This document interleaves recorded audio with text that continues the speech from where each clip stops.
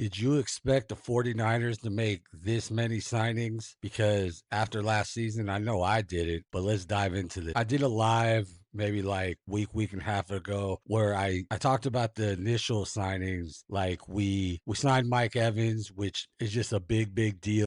And that was kind of like all we really did at that time, besides, re-signing like Eddie Pinheiro and like Luke Gifford and stuff like that. But now there's just been an avalanche of signings, which I did not expect. And I'm quite frankly loving it. And it kind of makes me think this is one last run with this regime to get a Super Bowl, because it feels like the one last shot before, might have to rebuild. And I was kind of expecting that this year, but I'm good with it. Ain't nothing wrong with a competitive team. So we signed Mike Evans, which is huge, obviously. And then in my last video regarding the 49ers and free agency, I said that we really need to go after Osa or Joey Bosa. And we got one of them, which is probably the better one out of all of them. We traded with the Cowboys, got Osa, and he definitely ramps up the defensive line, and he's young. There's nothing bad about him. Why Cowboys were trying to get rid of them or rid of him, because I believe the Cowboys had to get rid of 3.6 million before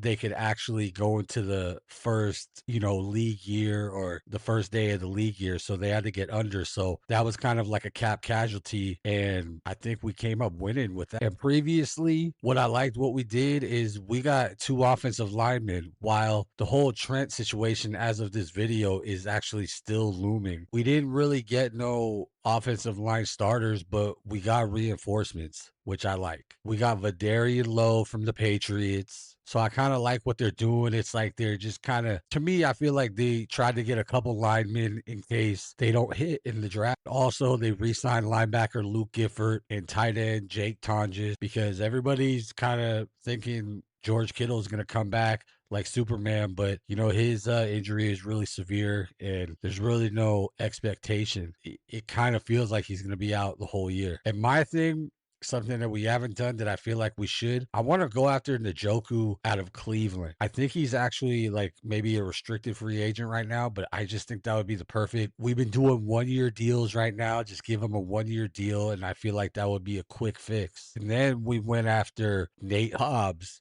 who I really like.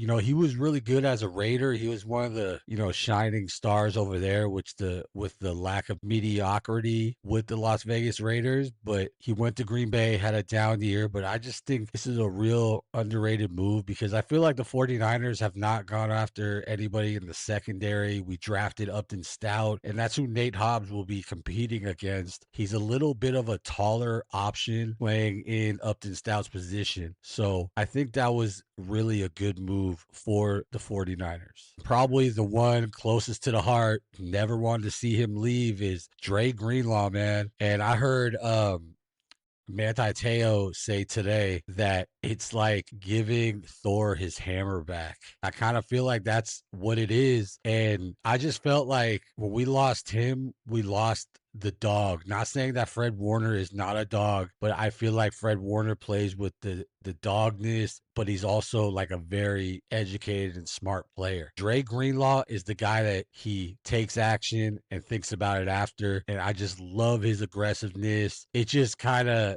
it's really a good reunion, because there's been rumblings that Dre never really fit or never really fully healed in Denver. And the most recent signing is Christian Kirk. And I got to say, this one kind of surprised me, but I love it. This was the deal where I was just kind of like, man, they're really going for it. And it's only a 1-year deal. He kind of had an off year with the Texans last year, but the year before he was with the Jacksonville Jaguars, and that's where he kind of made his name. And that was kind of like a good regime right there. That was the year I think that they almost beat the Kansas City Chiefs, I believe, in the divisional round of the playoffs. So he does definitely bring another wide receiver weapon for Brock Purdy that I'm loving right now. You got to look at it. Brock lost Jennings, Ayuk, and a couple years ago lost Deebo Samuel. Those are big weapons that allegedly that's the only reason Brock Purdy was good. Those were the weapons that he lost, and now he's getting back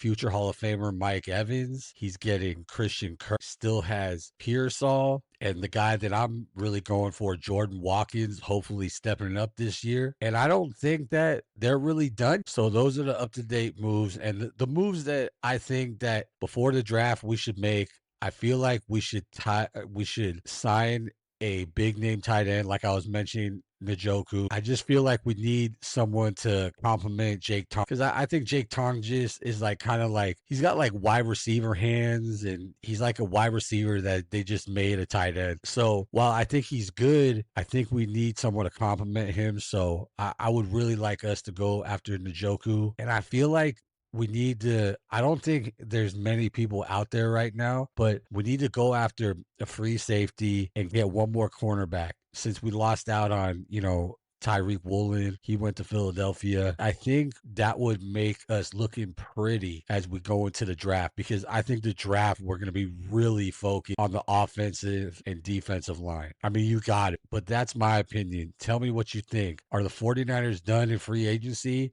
or is there a lot more to go? Let me know what you think in the comments. Leave a like. It always helps. Make sure you subscribe to the channel. And until next time, this has been the Authentic Take.